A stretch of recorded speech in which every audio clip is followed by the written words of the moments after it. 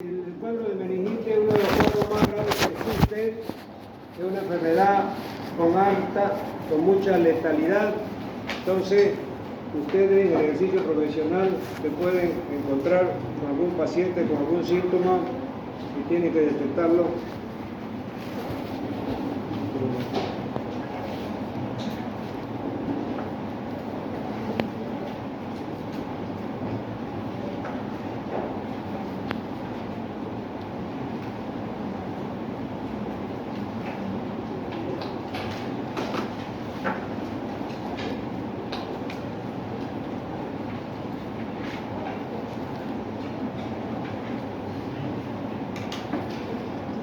Bueno, ahí tenemos la meningitis. Meningitis es una infección de la meninge. Ustedes saben que son las membranas que recorren el cerebro, ¿no? La madre, la ratón, etc.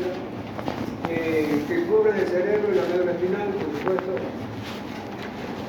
Entonces hay inflamación de esos elementos anatómicos, ¿no? La meninge son las membranas que recubren el cerebro y la médula espinal, dura madre, la arnoide, espina madre. Sigamos.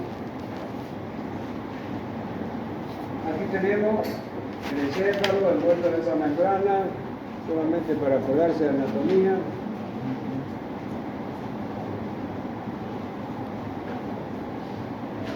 Igual. Aquí tenemos algunos cortes. Entonces, meningitis inflamada. Aquí otra vez repite dura madre, aranoide y espina madre. Muy bien. Ahora sí, comenzamos con meningitis. Clasificación de las meningitis. Entonces, fíjense, la meningitis se puede clasificar prácticamente en bacteriana, virales. Aquí pone, por ejemplo, en los neonatos ya es bacteriana, ¿no? Aquí están virales. Meningitis crónica y meningitis química. Entre la bacteriana ya vamos a tener múltiples etiologías, ¿no? Puede ser meningococo, puede ser inclusive hasta neumococo, eso vamos a ver más adelante. Sí, bueno, más de que hay una forma bacteriana. Y entonces, finalmente ataca más a los niños, a los neonatos y niños, pero adultos igual. O sea que no escoge prácticamente el paciente que va a ser atacado, ¿no? Son las más frecuentes, la meningitis bacteriana. Entonces, el neonato, antes del mes, generalmente es con gram negativo y estreptococo. Entonces, los gérmenes más frecuentes en estos recién nacidos, es decir, es estas dos bacterias, ¿verdad? Bacteria gram negativa y el estreptococo. En los niños de 1 mes a 10 meses, el Haemophilus influenzae produce la meningitis. Y en los adultos de 10 a 60 años es el neumococo y meningococo. Acuérdense, meningococo no hay problema porque ahí viene el nombre de meningitis, ¿no? Meningococo. Pero fíjense que el otro también frecuente y grave que produce infecciones bacterianas graves es el neumococo. Meningitis virales, enterovirus, como el virus del herpes simple, los ecovirus, los virus Coxsackie, virus de la parotiditis, virus de la varicela, de la coriomeningitis linfocitaria. Importante que meningitis virales producidas por virus. Si se acuerdan de alguno, por lo menos, sería importante, ¿no? El virus de la parotiditis, el herpes simple, por ejemplo. Meningitis crónica. Se cataloga como meningitis crónica la meningitis tuberculosa. Esta es una meningitis gravísima. Y muchas veces el paciente tuberculoso está conversando y pum, se desploma con pérdida de conocimiento y entra en coma rápidamente. Entonces, esa es muchas veces la presentación de la meningitis tuberculosa que está silenciosa y cuando llega un momento hay una pérdida de conciencia brusca y después hacen los exámenes complementarios y sucede que es una meningitis tuberculosa. ¿Ya? Entonces, meningitis tuberculosa, hongo, carcinomatosis, meningia. Entonces, los tumores malignos cuando está localizado en el encéfalo, pueden dar un tipo de meningitis, ¿verdad? Que está entre las meningitis crónicas. Entonces yo le pregunto cuáles son las meningitis crónicas: la tuberculosa, la producida por hongo y la producida por neoplasia, tumor. Meningitis química, hemorragia subaracnoidea, dice albúmina marcada, un craneofaringioma y un metotrexato intratecal. Bueno, en la meningitis química, a veces el uso de estos medicamentos demasiado fuertes, el metotrexate, por ejemplo, por una hemorragia subaracnoidea, la albúmina marcada, etc., pueden desarrollar una meningitis química con la irritación, ¿no?, del producto. Muy bien, aquí tenemos entonces nuevamente meningitis. ¿Qué dice? Otra clasificación de la meningitis, primero lo hemos visto por la agente etiológica. Y esta clasificación se dividen en dos tipos de meningitis, según las características macroscópicas del líquido cefalorraquídeo. Porque usted lo primero que hace una meningitis para hacer diagnóstico es punción lumbar. Entonces, si viene el líquido claro y este es líquido purulento, entonces ya usted de entrada, de ver nomás las características físicas del líquido cefalorraquídeo que sale en la punción lumbar, ya usted puede clasificarla. Si sale purulento, es una meningitis de tipo líquido purulento. Y si es claro, es una meningitis de líquido claro. ¿Cuáles son? Entonces, purulenta, líquido turbio o purulento, con leucocitos en el líquido cefalorraquídeo, muy aumentado predominio de los polimorfos nucleares. Los polimorfos nucleares ustedes ya saben, ¿no? ¿Cuáles son?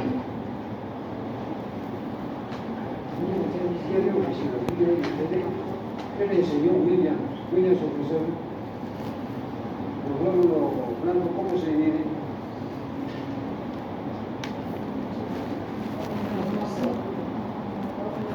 ¿Ah? Pero antes de eso hay una que clasificar. O sea, los polimorfos nucleares son aquellos que son neutrófilos, eosinófilos, basófilos y... ¿Ah? ¿Cuál es? Bien. Bueno, esos son los polimorfos nucleares.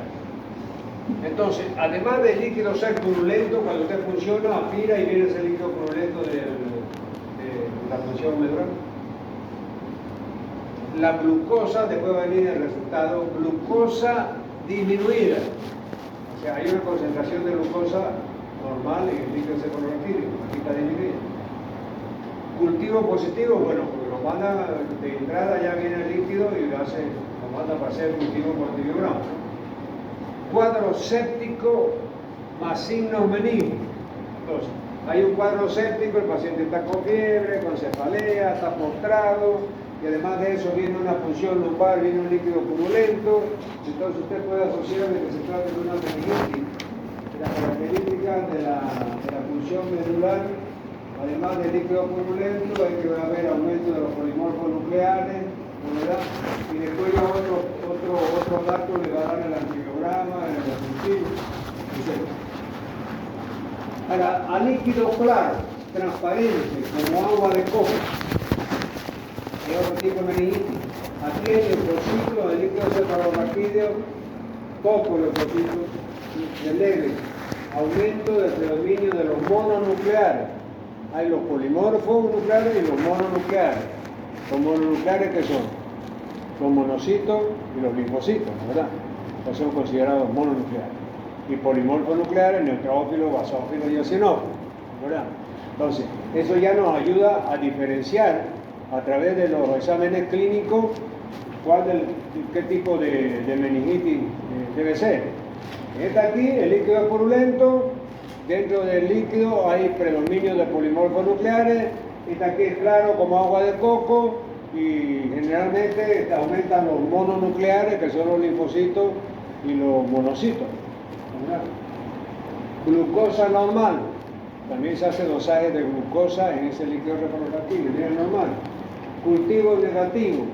Generalmente estos cultivos a líquido claro, que son propios de la tuberculosis, de los hongos, de la micosis, generalmente el cultivo da negativo. Usted lo hace una vez, 2 veces, 3 veces y no pega nada. En general es menos severo. Más grave entre los dos tipos de meningitis, la más grave es a líquido purulento, que esta a líquido claro. ¿Ya? Muy bien. Entonces, síntomas. Vamos a ver los síntomas comunes en el bebé, acá arriba: fiebre, irritabilidad, mala alimentación, somnolencia, dificultad para despertarse del sueño, letargo, falta de energía. Entonces el niño, como no habla, todavía no está en edad de hablar, entonces el pediatra tiene que guiarse por más o menos la interpretación de los síntomas, ¿no es verdad? Entonces el niño que llora, no quiere alimentarse, está irritado, ¿no es verdad? Sonoliento, tiene dificultad de conciliar el sueño, o a veces está medio obnubilado, etc. Puede ser signo de meningitis en un niño. Los síntomas en el adulto: fiebre, dolor de cabeza, que es la cefalea, rigidez del cuello, que es un síntoma bien característico de la meningitis, la rigidez del cuello, sensibilidad a la luz, o sea, fotofobia, no es verdad decir la luz molesta, le hiere, ¿no? Fotofobia, sonolencia o dificultad para despertarse del sueño, o sea, está medio sonoliento, o sea, preferentemente se duerme solito, etc. Fiebre, cefalea, rigidez de cuello, fotofobia y sonolencia, serían los más frecuentes. Y además de eso hay náusea, vómito, falta de apetito, es decir, prácticamente astenia, ¿no? Debilidad, letargo, falta de energía, es decir, el letargo es cuando está medio sonoliento, no quiere alimentarse, entonces eso generalmente también se llama astenia. Astenia es debilidad, falta de energía. Y letargo es querer dormirse así, sonoliento, medio desconectado del medio ambiente, ¿no? Muy bien. Vamos a ver ahora, meningitis bacteriana. Entonces vamos a ver el primer tipo de meningitis, que son los líquidos purulentos, que ya hemos visto las características microscópicas en el examen que da, ¿no? Dice, complicaciones tempranas. ¿Cuáles son las complicaciones de esta meningitis, que es la más grave? Primero, inmediata, o sea, dentro de las 72 horas, edema cerebral. O sea, ese líquido purulento que producen las meninges irritadas van acumulándose en el cerebro y van comprimiendo las estructuras cerebrales. Y produce edema cerebral. Shock séptico. O sea que esa bacteria, como los líquidos de la meningitis a líquido purulento son bacterianas, ya ha entrado en torrente circulatorio, está circulando y puede dar un shock séptico, que es grave. Coagulación intravascular diseminada. Ya sabemos que es la formación de coágulos en todo el sistema circulatorio. Miocarditis, inflamación del miocardio, la segunda capa del corazón. Hiponatremia, disminución del sodio. Estado epiléptico, convulsiones. Hemorragia o infarto o trombosis. O sea, hay hemorragia cerebral, infarto cerebral o trombosis cerebral. Son otras características de la meningitis a líquido purulento. Luego tenemos, estas son las tempranas. Las tardías, tenemos sordera, empiema subdural, que quiere decir hay un derrame de sangre debajo de la dura madre. Fiebre persistente o recurrente, el 25% de los casos. Meningitis recurrente se llama hidrocefalia, o sea, crece el tejido cerebral dentro de la calota craneana, encefalopatía fija, retraso mental, ataxia, debilidad, cuadriparesia, hepática, etc. Bueno, la ataxia es una incoordinación para la marcha. Una persona, por ejemplo, anda así, entonces es en marcha ataxia. ¿Ya? Tiene dificultad para equilibrarse, entonces tiene que estar, es decir, apoyándose con cuidado, ¿no es verdad? Esa es la marcha ataxia, esa es la ataxia, ¿no? Entonces, el retraso mental, ataxia, después aquí dice debilitar cuadriparesia, o sea, cuadriparesia cuando los cuatro miembros, los superiores y los inferiores, disminuye la fuerza. Hay una parálisis cuando ya pierde el movimiento. Hay una paresia cuando disminuye la fuerza de los músculos que mueven y producen la deambulación. ¿Verdad? Entonces, cuadriparesia espástica, ya que los músculos están como contracturados y no se puede realizar la marcha porque está medio colina. Entonces, son las cuatro extremidades, las dos superiores y las dos inferiores, cuadriparesia. Después tenemos la tardía y la inmediata, más de 72 horas, hiponatremia, fíjense, cae el sodio también, síndrome de secreción inapropiada de hormona antidiurética, crisis convulsiva, hidrocefalia, signo de déficit neurológico, higroma, absceso cerebral, hemorragia, infarto. Bueno, yo como les digo, le voy a preguntar, si le llego a preguntar síntomas, es decir, lo más característico. ¿Qué presenta al líquido purulento? ¿Cuál es la característica macroscópica de esa pulsión lumbar? ¿Qué presenta al líquido claro? ¿Cuáles son las características macroscópicas de esa meningitis al líquido claro? ¿Verdad? Y lógicamente, la complicación inmediata, ¿no, verdad? Que mueren, no se complican ni llevan a fallecimiento, porque por eso son graves estas enfermedades, ¿no? Pero yo no voy a entrar a esa denuncia, parece tardía, parece una gente, no tiene sentido mucho, ¿no? Sería complicarle mucho la vida, ¿no?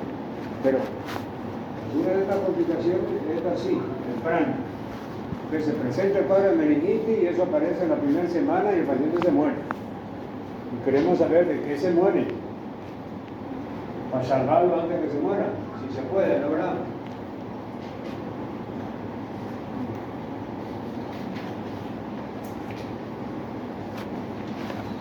Meningitis viral. Entonces hemos visto todo el cortejo sintomático de la meningitis bacteriana, cuáles son las complicaciones inmediatas, cuáles son los síntomas, bien, y qué da el examen del líquido cefalorraquídeo, cuáles son las características de esa punción lumbar, las características macroscópicas de ese líquido cefalorraquídeo. Eso es lo que tiene que pasar. Aquí ya vemos en la viral, fíjense, habíamos dicho que las virales eran a líquido claro, igual que la tuberculosis, que pertenecía en el grupo de las crónicas, ¿no es verdad? Muy bien. Hay inflamación meningia producida por la invasión viral del espacio subaracnoideo, meningitis a líquido claro, meningitis aséptica. Entonces, dentro del grupo de las meningitis virales están aquellas que se catalogan como meningitis a líquido claro y ese otro subgrupo de meningitis aséptica. ¿Qué quiere decir? Asepsia, ¿qué quiere decir? Asepsia y antisepsia. O sea, cuando hay un lugar donde tiene algún microorganismo, patógeno, ya sea bacteria, virus, es decir, uno dice, el baño es un lugar séptico, ¿verdad? Porque tiene bacterias. El baño, o sea, el servicio, la taza, supongo ser del baño. Es séptica, ¿verdad? Entonces, ¿cuáles son los medios para usted esterilizar y desinfectar un lugar? Son los antisépticos, ¿no, verdad? Y esos productos químicos van a producir la asepsia, o sea, van a matar a los gérmenes que están pululando en esa zona, ¿verdad? Por eso que le estamos diciendo aquí, meningitis aséptica. Aséptica es decir, que es un tipo de meningitis donde usted hace todos los cultivos habidos y por haber y no encuentra agentes etiológicos ni bacterianos, ni virales, ni micóticos. O sea, hay una asepsia, hay una falta de microorganismos por encasillarla en la bacteriana, en la viral, en la micótica, ¿verdad? Entonces, este es el otro grupo que está dentro de la meningitis, es decir, junto con la del líquido claro, que era la tuberculosa, la micótica, la viral. Y ahí aparte hay otras que son llamadas meningitis asépticas, que las vamos a ver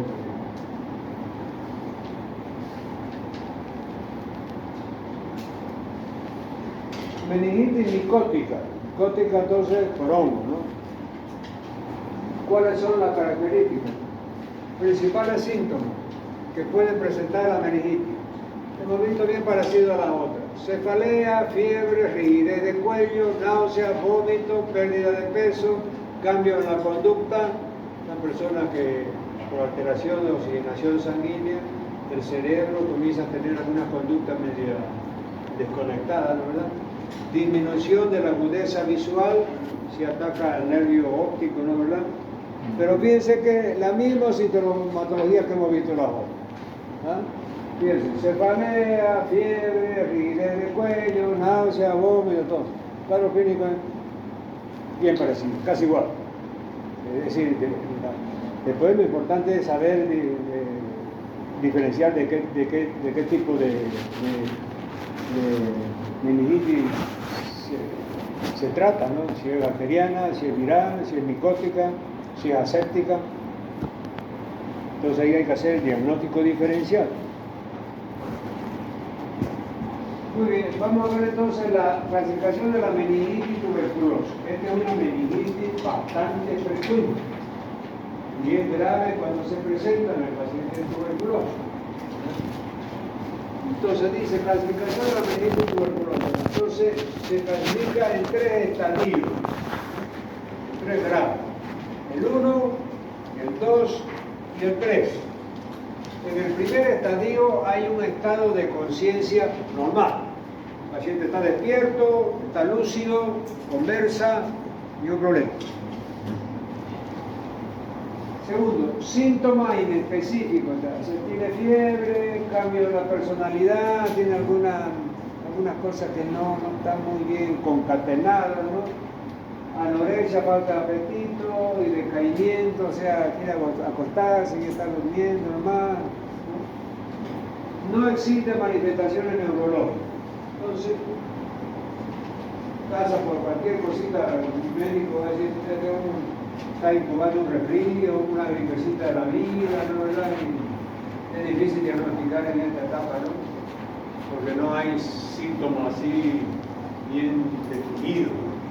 Son síntomas inespecíficos como cualquier gripecita para entrar en la vida. Está lúcido, está consciente. Este es el grado 1, pero ya tiene fiebre. Tienes aquí. 2. Confusión mental. El paciente ya está confuso. Acá fíjense, tenía algunos procedimientos medio estrafalarios, decimos, algo que no está muy loco, ¿no? Una conversación que mete palabras que no era muy apropiada para ese tipo de oración, por ejemplo, ¿no? Ya comenzaba a tener alguna interferencia en el pensamiento, ¿no? Pero acá no, aquí hay confusión mental. El tipo está confuso. Una cosa y la otra cosa. Sonolencia y letargia. Sonolencia es medio semidormido y letargia es también un estado como le diría yo, una mezcla de sueño y de falta de fuerza, etc. Cefalea, vómito, parálisis de los nervios craneales. Entonces aquí ya comienza a complicar. Dolor de cabeza, como hemos visto el cuadro clínico de la bacteriana, ¿no? Cefalea, vómito, parálisis a cualquier nervio craneano, hemiparesia, que es la parálisis de la mitad del cuerpo, o hemiplegia, meningismo, signo de Babinski y convulsiones. Entonces, el meningismo no sé si ustedes han tenido que pasar, por si pasaron fisiología, Ustedes ya tienen que saber, mi alumno de fisiología, en la parte práctica en el laboratorio, se hacen todo esto, se toman todos los reflejos, son un montón de reflejos. Entonces usted al paciente que está con meningitis le toma los reflejos de Kermin y de Brusinski, que se llama. O sea, lo levanta con la mano de la cabeza y se levanta como una tabla así, o sea, porque tiene rigidez de nuca. Ese síndrome de Kermin y tal de Brusinski también, ¿no? Entonces, todo eso ya de fisiología se sabe, por lo menos mi alumno lo sabe, de segundo año. Dice, la confusión mental, somnolencia, letargia, cefalea, vómito, parálisis de los nervios craneales, hemiparesia, meningismo, signo de Babinski. ¿Ya? El signo de Babinski también lo hacemos nosotros, porque hay que tomar el reflejo plantar. Puede ser de la planta del pie. ¿No? Planta del pie. Usted estimula, el pie tiene los dedos del pie, tiene el talón acá y tiene el borde externo del pie y el borde interno del pie. Entonces usted ustedes saben su maquinito de reflejo, en la punta tiene una brochita para hacer los reflejos superficiales, los reflejos abdominales, y tiene como un alfiler, así una agujita para estimular y tomar ciertos reflejos. Entonces con esos aparatos, ya sea la brochita o el estilete, usted estimula el borde externo del pie. ¿Ya? Entonces un paciente normal, el reflejo plantar, cuando usted hace la estimulación del borde externo del pie, es decir, la tendencia es a flexionar los dedos. Entonces, si hace eso, usted dice, bueno, el reflejo plantar está normal.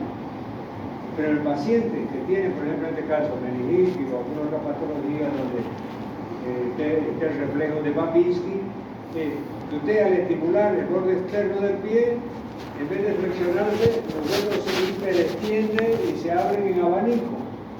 Entonces, eso se llama reflejo de Babinski. Eso es patológico. Quiere decir que hay una obstrucción, una interrupción de la vía piramidal. Ustedes saben que la vía piramidal córtico-espinal nace en el área de Broca, en el céfalo, pasa por la cápsula interna entre el núcleo caudado y el núcleo mediano, baja por los pedúnculos cerebrales, en el bulbo raquídeo se divide en dos, el 90% de las fibras pasan al lado derecho de la médula y bajan por los haces anteriores de la médula, y el otro 10% se queda en el mismo lado de la médula. Entonces, esa es la vía piramidal. Cuando aparece este reflejo de Babinski es porque hay lesión en la vía piramidal, que es la famosa vía córtico-espinal.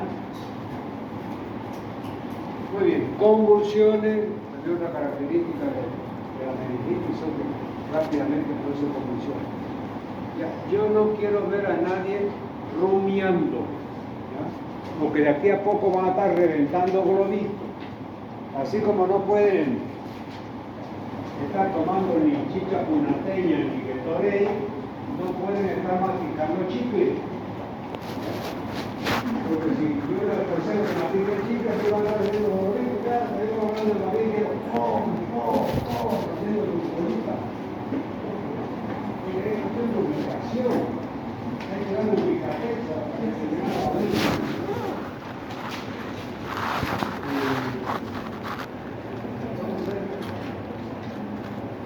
Ya saben.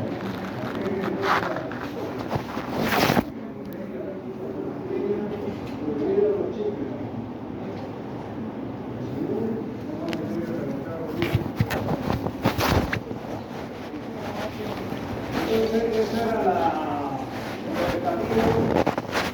los tres estadios de la meningitis tuberculosa. Comienza el estadio 1, que bien leve, bien específica. El 2 ya hay confusión mental, inclusive el reflejo de Babinski, convulsiones, y el 3 hay coma y signos de daño neurológico severo. Grado 3, ya el paciente está en coma. En el 2 ya había convulsionado. Aquí ya entra en coma y se muere. Sigamos. Clasificación de la meningitis, entonces. Fíjense que aquí no la, en vez de haberla clasificado, no hizo una clasificación medio confusa al comienzo, ¿no? Aquí está más clarita, fíjense. ¿Ya? Entonces, por eso es importante. Como yo vi que ahí no estaba muy bien clasificada, entonces aquí ya queda mejor. Fíjense, la clasifica en meningitis aséptica, por ejemplo. Por infección meningia no bacteriana, virus y hongo, y por infección meningia no infecciosa, droga, sistémica y neoplásica. ¿Ya? Aquí sobre todo clasifica la última, que era la que más estaba media confusa, ¿no? Que era la forma aséptica. Ahí donde yo les decía de que lo séptico es lo que está infectado, lo están las bacterias. Y lo aséptico es donde no hay bacterias, no hay microorganismos patógenos. Entonces eso a veces no entra tan rápido en la cabeza, y por eso es que, para que sea más, esté más clara, es decir, son consideradas meningitis aséptica. Aquí está, infección meningia no bacteriana, no hay bacterias, eso es aséptico. No hay hongos ni virus. Entonces, la infección meningia no infecciosa es también del grupo de las asépticas, pero no infecciosa, porque acá estamos hablando de infecciones, o sea, no hay bacterias, no hay hongos, no hay virus, no hay infección. En esta otra también es aséptica, pero es debido, por ejemplo, a que no existen drogas que la hayan provocado. Son enfermedades sistémicas y neoplásicas. Enfermedades sistémicas son esas enfermedades que agarran varios sistemas del organismo, ¿verdad? Lepra, o neoplásicas son tumores, ¿no? Malignos. Dice, entonces, meningitis aséptica, meningitis en ausencia de bacterias detectables por las técnicas habituales de laboratorio. Síndrome corto, de corto curso y benigno. Por ejemplo, el virus del herpes zóster produce un tipo de meningitis aséptica. La varicela zóster, el enterovirus o causas no infecciosas. Esas son las etiologías de las asépticas. Muy bien, sigamos. Meningitis aséptica nuevamente. ¿Qué dice? Síndrome clínico caracterizado por cefalea, fiebre y signo meningio. El icosefalorraquídeo de aspecto claro, pero con pleocitosis linfocitaria. ¿Qué es pleocitosis? Pleocitosis es un nombre técnico que indica, cuando hace el bioquímico en el laboratorio el examen del icosefalorraquídeo que usted le manda después de haber hecho la punción lumbar, le manda el icosefalorraquídeo. Entonces, vamos a ver más adelante los parámetros que se miden en ese líquido cefalorraquídeo. Después van a ver usted el tipo de célula que hay. Si son mononucleares, por el cuerpo nucleares que hemos visto, o si son de los otros grupos, o sea, los mononucleares, linfocitos y monocitos. Después, la cantidad de glucosa que tiene, ¿ya? Después, el número de células que tiene. Cuando tiene muchas células se llama pleocitosis. Bueno, entonces a eso se está refiriendo. El líquido cefalorraquídeo de aspecto claro, pero con pleocitosis linfocitaria. Pleocitosis linfocitaria quiere decir que tiene muchas células linfáticas, linfocitos. Al tener muchas células, tiene pleocitosis. ¿De qué tipo de células? Linfocitos. Inflamación de la leptomeningia, aracnoide y pía madre.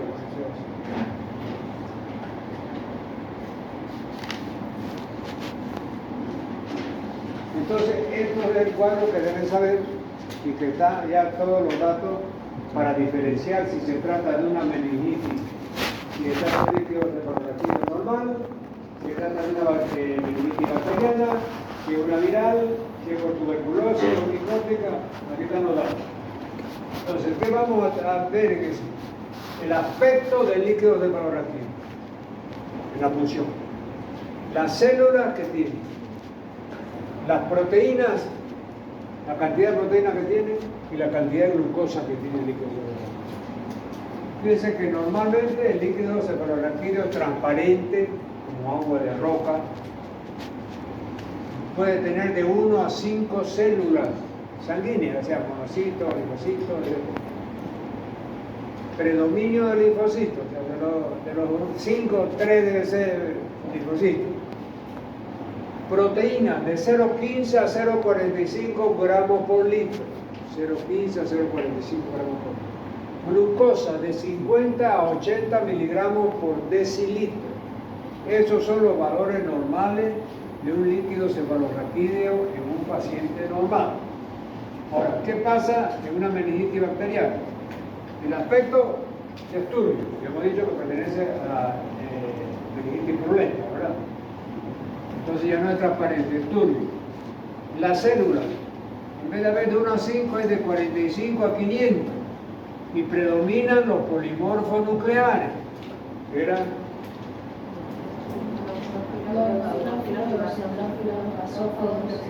basófilos, sinófilos.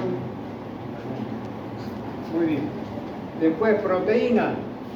Fíjense que aquí ya hay cruces, 3 cruces. Ya no pone la dosificación. 3 cruces que dicen mucha proteína.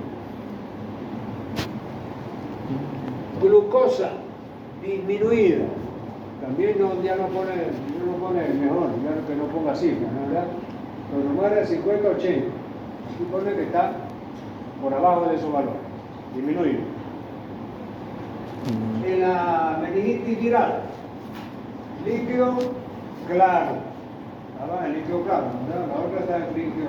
Entonces aquí viene claro como agua de roca. El número de células, cuando normal era de 1 a 5, aquí viene de 10 a 1200. O sea, hay pleocitosis, a predominio de los linfocitos. Aquí siempre era también predominio de los linfocitos, pero no pasaban de 5. Aquí ahí puede llegar a 1200 y también predominan los linfocitos. En la viral. Proteína, poca proteína. O sea, no tiene ni normal ni aumentada, tiene baja. ¿Ya? Y acá también la glucosa disminuida. Aquí estaba disminuida, perdón, y aquí está normal. Entonces yo le pregunto cómo es la característica del líquido cefalorraquídeo de la meningitis virales. Líquido claro, con predominio de linfocitos, disminuido de proteína, glucosa normal. Después viene la de tuberculosa y micótica. Entonces fíjense que aquí es medio variable, ¿no? ¿Verdad? A veces puede estar clara. Generalmente las tuberculosas son medias claras nomás. Y hay algunas tuberculosas, y sobre todo las micóticas, que son un poco turbias, no llegan a ser, es decir, líquido purulento, ¿verdad? Hay en algunas que el líquido es húmedo lo que sale de la función. Entonces aquí podemos, es variable, puede ser líquido claro o líquido turbio. De 10 a 2000, predominio de linfocitos también aquí, o sea, igual que la otra, aquí proteína aumentada y glucosa disminuida. Esa es la diferencia.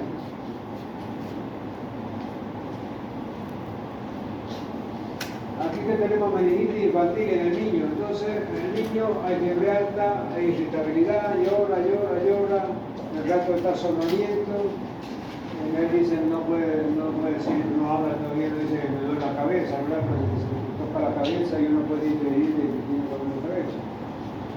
Después ¿qué dice? Llanto constante. Si yo digo, el niño llora por algo, ¿no? Entonces hay que saber descifrar cuál es el síntoma que está sintiendo el niño para encasillarlo en la patología que uno tiene que vigilar. Y vómito. El niño vomita con mucha facilidad. O sea, cualquier patología, lo primero que aparece como síntoma del niño es el vómito.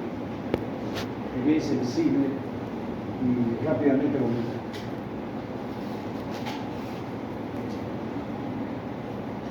Aquí tenemos meningitis bacteriana.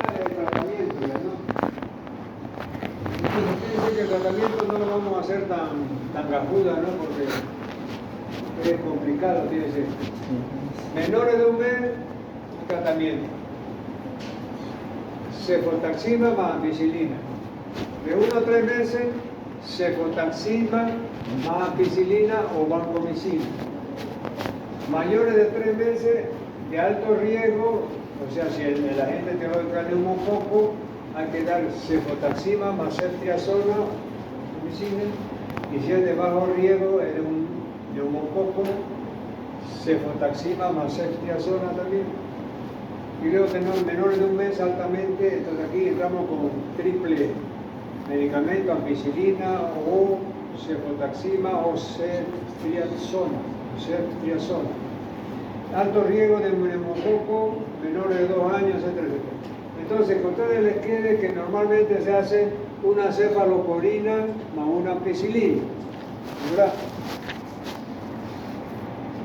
Si quieren, mejor el nombre, puedo decirle yo qué tipo de cefalosporina.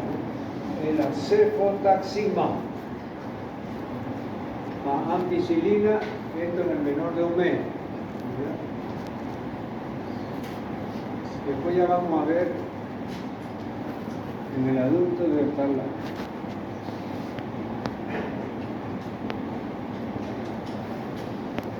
Entonces aquí nomás ese tema, ¿no?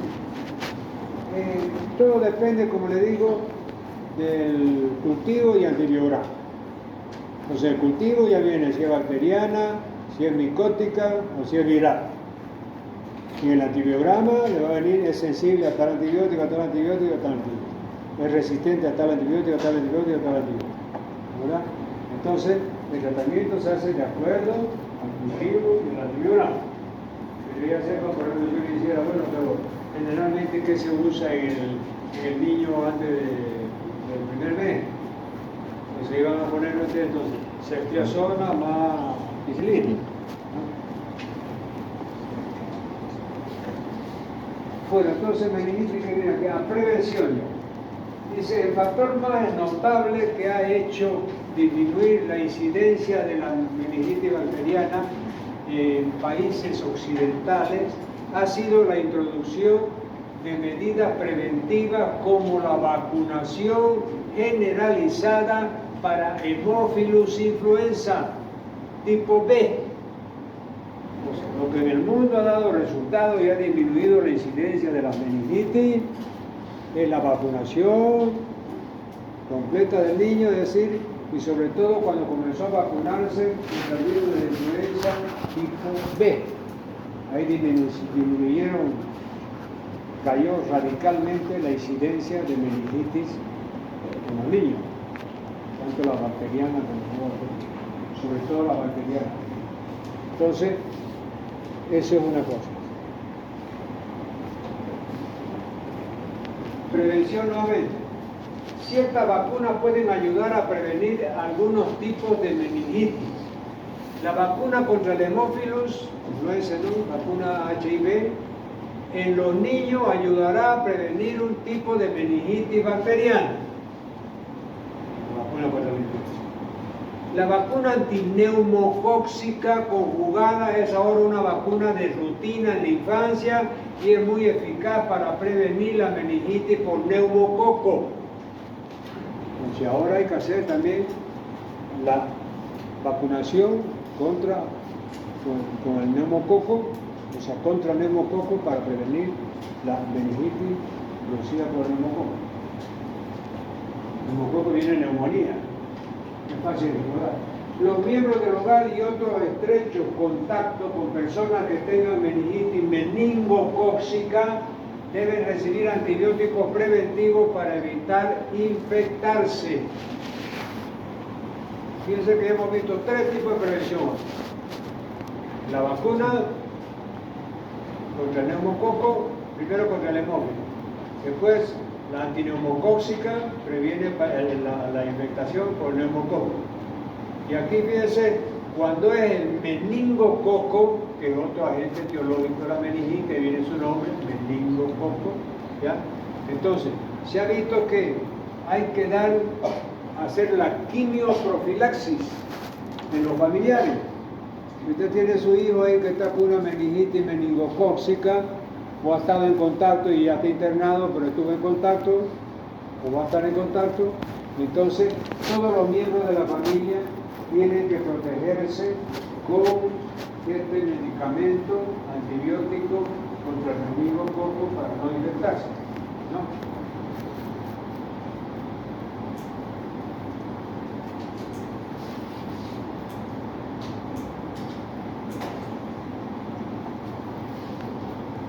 Contra la meningitis, dice, la vacunación es la mejor opción. Desde los 2 meses puedes proteger. El niño, uno vacunado, ya contra todas esas cepas que hemos visto, ¿no? Hemófilos influenzae, neumococo, meningococo, a todo eso de vacuna. Qué bien. Tratamiento específico. Entonces, fíjense.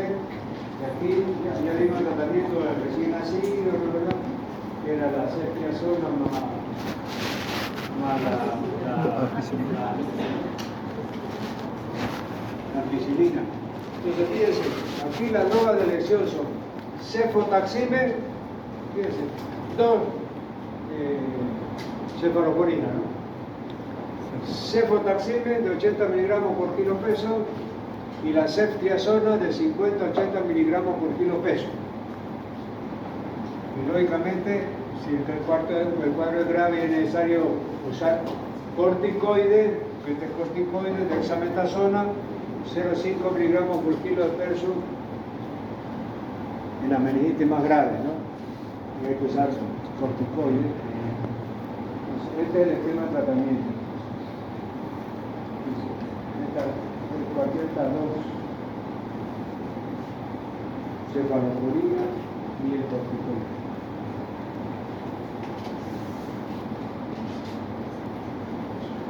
Y bien, ahora, meningitis viral o meningitis aséptica. Entonces, el tratamiento de la viral se da ciclovir, que es un antiviral, que todos lo conocen, es más barato. Aunque muchos dicen que el resultado no es tan así, ¿no? Y es caro, pero si tiene condiciones de comprarse y el médico se lo indica, adelante, ¿no? Tratamiento nuevamente. Se usa un antibiótico para tratar la meningitis bacteriana. El tipo específico depende de la bacteria causante de la infección. Los antibióticos no sirven para tratar la meningitis viral. Los antivirales se les pueden administrar a las personas, con meningitis herpética, ¿no? Otros tratamientos abarcan líquidos intravenosos, o sea, hidratación, ¿no? Medicamentos para tratar síntomas como el edema cerebral, el shock y la crisis epiléptica, las convulsiones, ¿no? Eso ya es un documento específico de terapia. ¿Y aquí qué hay entonces? Prevención. Esto ya es un resumen de todo lo que hemos hablado. No sé si vale la pena repetir de nuevo. Creo que no, porque ya ustedes han tomado nota, ¿verdad? Entonces sería una repetición, pero un resumen. ¿Ya? Entonces, quedamos así y quedan los 2 grupos que van a exponer y el resto están dispensados, ¿verdad?